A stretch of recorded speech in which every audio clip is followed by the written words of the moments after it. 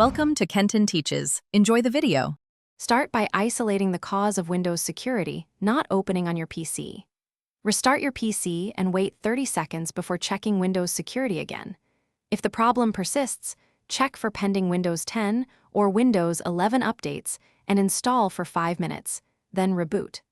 Open an elevated command prompt and run the command sfc/scano to scan system files for corruption. Note any error messages and collect them for further steps and targeted fixes. Next, apply common fixes that resolve most Windows security failures quickly. Reset the Windows Security app via Settings Apps Reset to restore default data and permissions.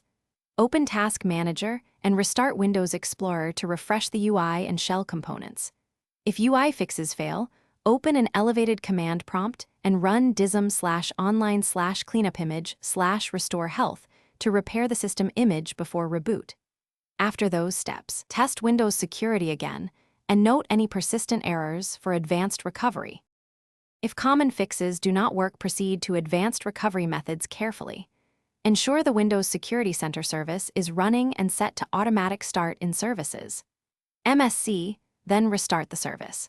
Create a new local user account to test whether the problem is profile-specific and to preserve your main profile. If the issue persists, prepare a repair install using the Media Creation tool to keep personal files while reinstalling system components. Finally, back up important data before any major repair and verify functionality after. Thanks for watching. Please subscribe if this video was helpful.